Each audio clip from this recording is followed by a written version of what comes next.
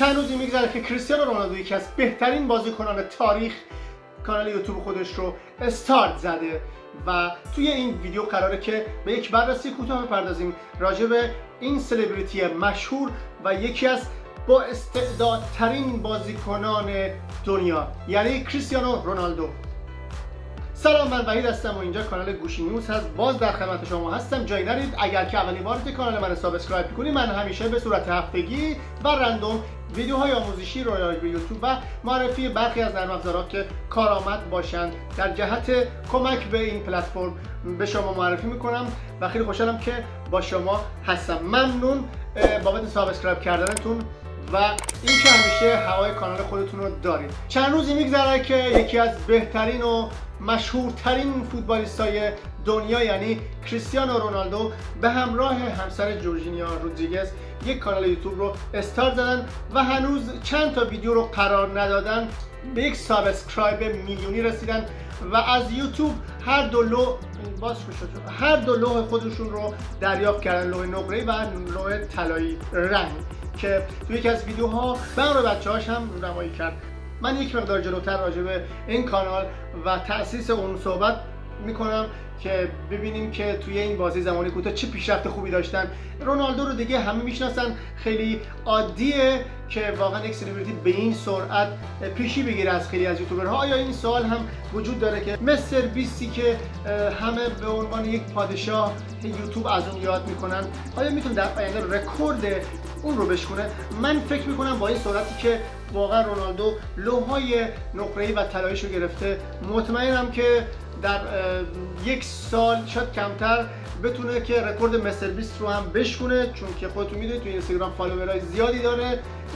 به این دلیله که این فرد در کنار شهرت یک محبوبیت خاصی رو داره و خیلی ها دوستش دارن، عاشق کریستیانو رونالدو هستن. اگه به کانال من تازه تشریف آوردی، کانال من رو ساب کن که بتونم در واقع برنامه‌های بیشتری رو براتون بسازم و خیلی خوشحالم که توی این مسیر با من همراه هستید. خب رونالدو رو دیگه همه میشناسن، همونجور که خودتون اطلاع دارید. من نمیخوام خیلی به طور خلاصه حتی زندگی این بشر رو بعداً توضیح بدم. همه دیگه کریستیانو رونالدو رو تقریبا میشناسن، چه کسایی که تو ایران زندگی میکنن و کسایی که تو اروپا. دیگه همه فوتبال اروپا، آسیا، همه جا، کل کره زمین، من فکر میکنم که کسی نیست که واقعا اسم رونالدو و کارهای خیریه‌ای که انجام داده و اون شهرتی که در توی فوتبال به دست آورده رو کسی ندیده باشه و نشنیده باشه.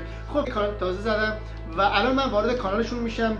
میخوام که یک بررسی کوتاه داشته باشیم با هم دیگه و بهتون بگم که توی این بازی زمانی کدوم یک از این عکس کاورهای آقای رونالدو در واقع بهتر از بقیه ویدیوهاست، چون تازه به گفته خودش کانالی رو که اختصاص داده در واقع به همراه خانم رودریگز سعی میکنن که ویدیوهایی رو توی یوتیوب بذارن و توی کانالشون آپلود میکنن که بیشتر خانوادگی هست و یک جو خودمونی داره و کمتر چنین ویدیوهایی رو در بقیه پلتفرم ها شما مشاهده میکنید. حالا من نمیدونم گرفتید یا نگرفتید، نمیخوام کات کنم دوباره. خب ببینید بچه‌ها، اینجای ویدیوها هنوز چند تا، یعنی بیشتر از، من فکر میکنم که خیلی سریع اومده بالا، جدا از اینکه سلبریتی است و اگر دقت بکنید میبینید که این عکس کاورش از همه محبوب‌تره، یعنی کلیک خورش بیشتر بوده. درسته بازدیدش به بقیه بازدیدای ویدیوهاش نمیرسه، اما کسایی که یوتیوب کار میکنن میدونن که این کاور یک مقدار با بقیه کاورها فرق میکنه و خیلی شلوغ نیست و در حین سادگی قشنگی عکس کاور خودش رو میرسونه و این در واقع نمیگم اشتباهه، اما اگر که تمام این کاورها رو اینجوری میساخت فکر میکنم که پیشرفت اون بیشتر میشد و موفق‌تر بود. خیلی میگن که مستر بیست پادشاه یوتیوب، کسی که واقعا بیشترین سابسکرایبر رو توی یوتیوب داره. آیا رونالدو به پاش میرسه یا نمیرسه؟ یک بحث جداگونه هست. ما باید همه چیز رو در نظر بگیریم. مستر بیست واقعا چند ساله که داره کار میکنه. رونالدو هم به تازگی کانال خودش رو تأسیس کرده با این بازخورد خوبی که داشته توی این چند مدت که واقعا چند روز ازش میگذره و این حجم از ویوها و این سابسکرایبر میلیونی که گرفته، من فکر میکنم در کنار محبوبیت و شهرتش رفته اگر که حساب بکنیم توی یک سال، من بهتون قول میدم اگر که زیر 1 سال نباشه بالای 1 سال حتما رکورد مستر بیست رو خواهد شکست. با توجه به ویوها و فالوورهایی که توی اینستاگرام داره، محبوبیتی که بین تمام افراد دنیا در واقع داره، به این قله مطمئن باشید که دست پیدا میکنه. من به صورت شخصی خودم هم کانال کریستیانو رونالدو رو سابسکرایب کردم و خیلی خوشحالم که در آینده ویدیوهای دیگه رو ازش میبینید.